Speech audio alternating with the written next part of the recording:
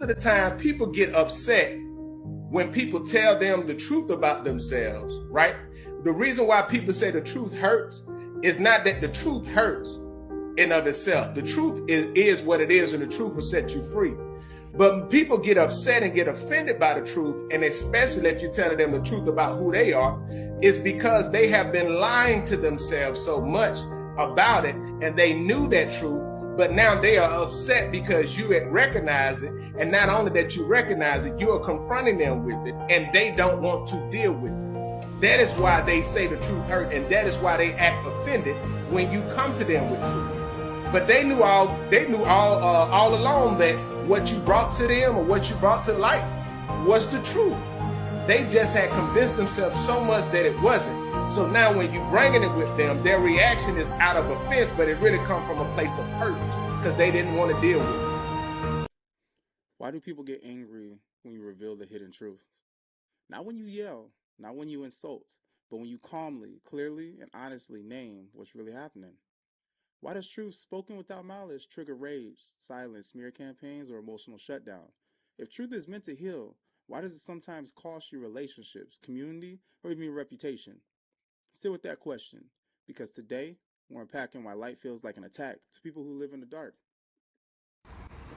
If the truth offends you, it's probably because it exposes you. Yep. Welcome to Divine Time, a space for real conversation, spiritual growth, and uncomfortable truths that lead to real freedom. This is your boy, Donley Divine, and this isn't a podcast about blaming, shaming, or being right. No drama here. This is about understanding what happens psychologically, emotionally, and spiritually when truth enters spaces built on avoidance. Today's episode is for anyone who has spoken up and been punished for it, set a boundary and been labeled difficult, named a pattern, and suddenly became the villain. If you've ever wondered, why did telling the truth change how people treat me? This episode is for you! Here's the problem we rarely talk about honestly. Most people don't hate lies, they hate exposure. Because exposure threatens their self-image, their coping mechanisms, their sense of control. Too many people want to control everything. I will control everything. When you reveal someone's hidden behavior, whether it's manipulation, emotional avoidance, dishonesty, or hypocrisy, you're not just pointing out an action, you're challenging a story they tell themselves about who they are. And when that story cracks, fear rushes in. So instead of self-reflection, what happens? You see backlash. Suddenly, you're negative, you're dramatic, you're reading too much into it, and You're the problem. but because you're disrupting comfort. Truth destabilizes systems built on silence, and we got a lot of motherfuckers out here who want to be silent instead of speaking up. And people will defend their comfort harder than they defend their integrity. Ooh, excuse me. So let's talk about why this reaction happens on a deeper level. Psychologically, this is about ego protection and cognitive dissonance. I'm sure you all have heard of cognitive dissonance before. Holy Jesus. What is that? What the fuck is that? What is that private pile? Cognitive dissonance happens when someone is forced to hold two conflicting ideas. I'm a good person, or I did something harmful. Instead of integrating both truths, many people choose the easier option, reject the messenger. This is where projection comes in. They accuse you of being controlling, you of being manipulative, and you of being judgmental, when in reality, those are the traits being exposed. Spiritually speaking, this is shadow work. Shadow work is mandatory in the spiritual journey, and you cannot skip it because the path to aligning with God and spiritual ascension is a path of healing, which is only done through shadow work. If you don't know what that is, shadow work is a spiritual practice of healing through shedding light on your shadow, which is the parts of yourself you don't love and repress due to trauma. Now, time and space is a human construct that does not actually exist. Every time you experience trauma in the first 7 years of your life, it becomes a negative distortion on your conscious timeline. So energetically, this distortion will keep bringing you back in time to that traumatic moment. since past, present, and future are all happening simultaneously. This means that you will keep repeating patterns caused by your shadow if you don't literally go back in time to solve this trauma. And yes, we can go back in time, but not physically. We do so with our consciousness and vibration. In fact, going back in time is an essential part of shadow work so we can reprogram the memories that created the shadow aspects of us and remove the energetic distortion in our timeline. This is shadow work, the parts of ourselves that we avoid, suppress, or deny. And when someone mirrors that shadow back to us, it feels like an attack, not because it is one, but because avoidance has become survival. We have a lot of people living in survival mode, and with that, they feel as if everything that someone says that goes against what they believe is an attack personally on them. I think I've been attacked more than I deserve. Truth becomes threatening when lies are holding someone together. Here's something important. Not all anger toward truth is malicious. Sometimes it's grief. Sometimes it's shame. Sometimes it's the realization that change is required. And change feels fucking terrifying. But there's a difference between someone who gets uncomfortable and grows and someone who gets uncomfortable and destroys. The second group doesn't want resolution. They want silence. They woke up and chose violence. I don't want peace. I want problems, always. They don't want healing. They want things to go back to the way they were, where no one questioned them. This is why truth tellers often become isolated, ostracized, pushed to the back, because people are so used to defending who they like rather than defending what is right. Not because they lack love, but because they refuse to participate in illusion.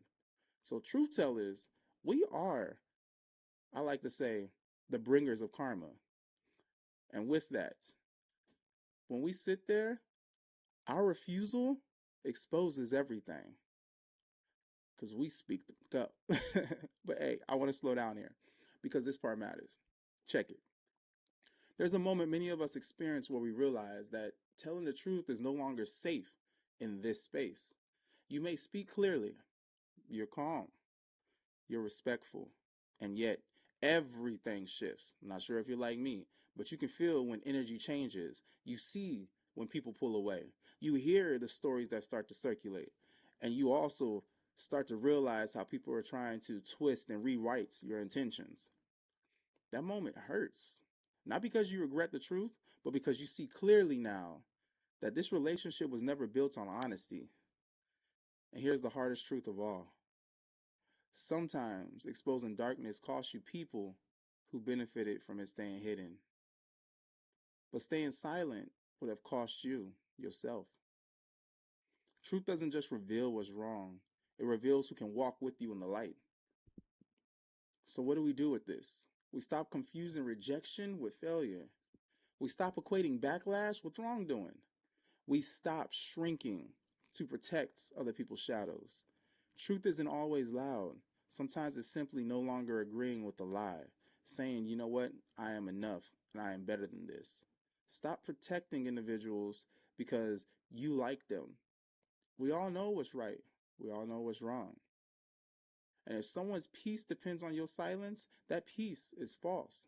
Your job isn't to convince. Your job is to remain aligned. Because the truth doesn't need defending. It needs embodiment. So with that, I ask you this real quick. If someone asked you to lie for them, do you think that they're telling the truth? Why are there so many people who rather defend who they like rather than defend what is right?